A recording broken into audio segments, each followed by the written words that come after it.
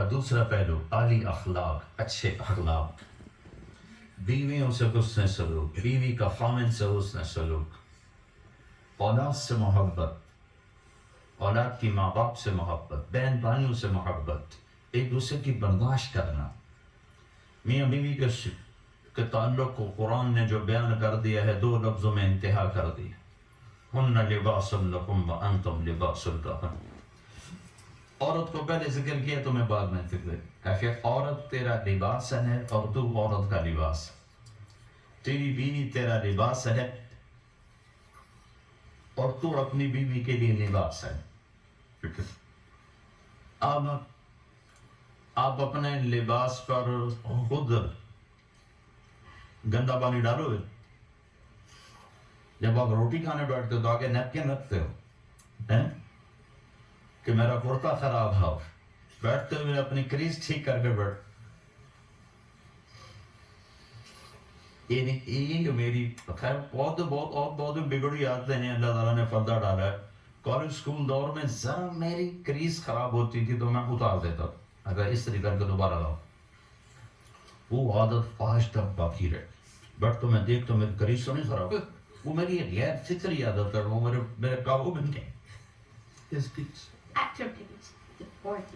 کرو تو میرے کپڑے استری ہو رہے تھے۔ تو جب اپنے لباس کا کتنا خیال کرتے ہو تو اللہ کہہ رہا ہے اپنی تمہاری بیوی تمہارا لباس ہے، اس پر دھبا نہ لگنے دو۔ اللہ عورت سے کہہ رہا ہے تیرا خامن تیرا لباس ہے، اس پہ دھبا نہ لگنے دے۔ ہاں صرف ایک شکل میں آدمی اپنے کپڑے پھاڑتا ہے، یا کوئی عورت اپنے کپڑے پھاڑتی ہے جب پاگل ہو جائے، پاگل پن میں کپڑے پھاڑے جاتے ہیں۔ عقل مند جتنا بھی غصے میں ہو گریبان چاک نہ کرے۔ تو اللہ مردوں سے کہہ رہا ہے عورت تیرا لباس ہے، اس کو داغ لگنے سے بچا، اسے دھبا لگنے سے بچا۔ اور اللہ عورت سے کہہ رہا ہے خامن تیرا لباس ہے، تو اپنے لباس کی کتنی میچنگ کرتی ہے، کتنے اس کے اوپر پھول کڑھائیاں کرتی ہو۔ تیرا سب سے خوبصورت لباس تیرا خامن ہے، اس کی عزت کو باقی رکھ، اس کے احترام کو باقی رکھ۔ ایک محبت ایسی ہے جس کو دیکھ کر اللہ خوش ہوتا، وہ ہے میاں بیوی کی محبت، جس کو دیکھ کے اللہ خوش ہوتا۔ اور ایک لڑائی ایسی ہے جس کو دیکھ کر اللہ سب سے زیادہ ناراض ہوتا ہے، وہ میاں بیوی کی لڑائی ہے، جس کو دیکھ کر اللہ سب سے زیادہ ناراض ہوتا ہے۔ اور ایک لڑائی ایسی ہے جس پر صلح ہو جائے تو اللہ پچھلے سارے گناہ معاف کر دیتا ہے، وہ میاں بیوی کی لڑائی ہے۔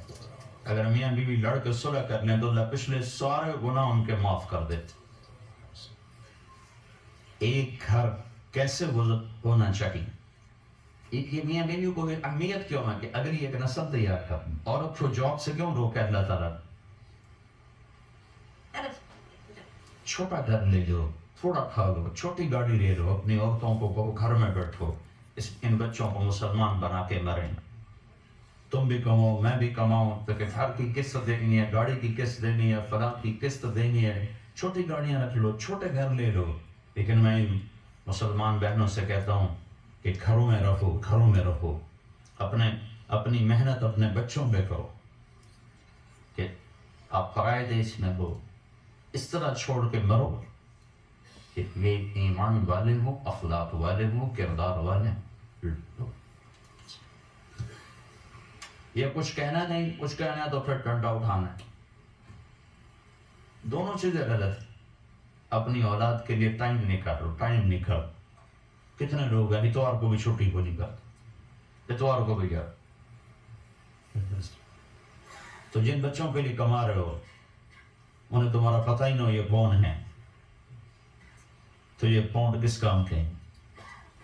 میرے نبی نے کہا اکرموا اولادکم، اپنی اولاد کو عزت دو، ان کی تربیت کرو عزت کے ساتھ۔ حضرت فاطمہ رضی اللہ تعالیٰ عنہ جب ہمارے نبی کے گھر میں تشریف لاتی تھی تو ہمارے نبی ان کے لیے کھڑے ہو جاتے تھے، سننے والے اولاد کے لیے کھڑے ہو جاتے تھے اور ان کو آگے بڑھ کے استقبال کرتے تھے، ماتھے پہ بوسہ دیتے اور اپنے پاس آ کے بٹھاتے، اپنے پاس بٹھاتے۔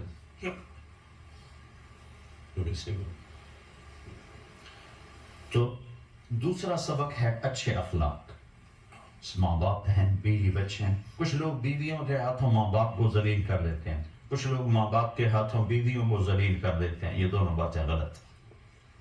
ماں کی اپنی جگہ ہے، باپ کی اپنی جگہ ہے، بیوی کی اپنی جگہ ہے.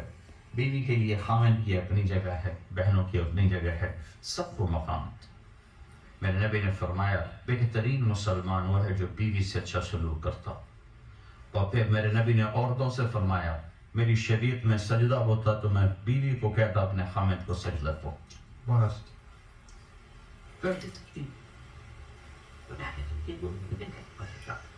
تو میرے بھائیوں، دو کام کرو، ایک اللہ سے تعلق نماز، ایک اللہ کے بندوں سے تعلق اچھے اخلاق، تو سارا دین ہاتھ میں آ جائے. اور سارے اچھے اخلاق کی آخری باتیں کر دے تو 8 بج گئے ہیں.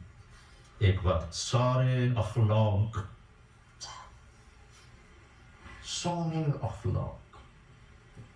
جس پر ایمان مکمل ہوتا ہے. پہلے آپ کو اخلاق کی طاقت بتاؤں. اس سہنا، برداشت کرنا، جھک جانا، اس کی طاقت کیا ہے.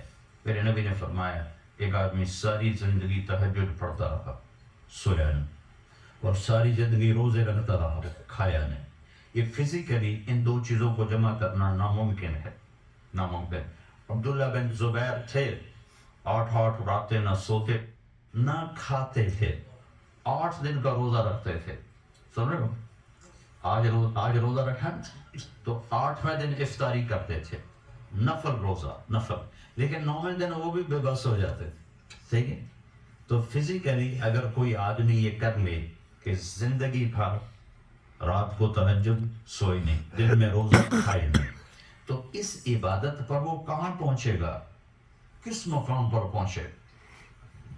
لیکن میں اپنے نبی کی سن لو کہ جس کے اخلاق اچھے ہوں گے وہ اس سے بھی آگے پہنچے گا. کھاتے رہو، سوتے رہو، پیتے رہو، ہنستے رہو، کماتے رہو، اخلاق اچھے کر لو.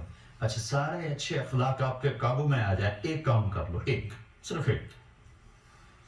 میرے نبی نے فرمایا معاذ تمہیں سارے دین کا خلاصہ بتاؤ، سارے دین کو بریف کر کے بتاؤں. ایک چیز سارے دین کو ایک چیز میں بند کر کے بتا دوں، ایک چیز. کہنے لگے کیا؟ تو مجھے دیکھو، آپ نے ایسے کیا.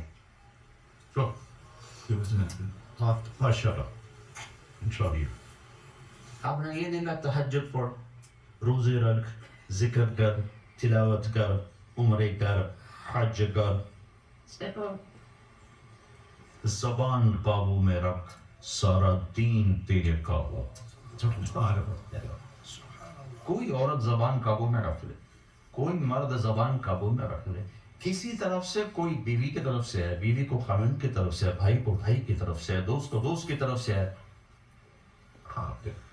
اگر زبان بند ہے اور قابو ہے، رب ذوالجلال کی قسم کوئی آپ سے آگے نکل نہیں سکتی.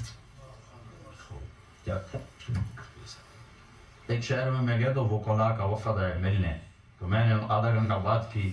کہا جی آپ نے بہت نصیحتیں کی، آخر میں کوئی ایک نصیحت کر جس کو ہم پکڑ لیں. تو میں نے کہا نہیں، یہ نہیں، کوئی اور بتائے.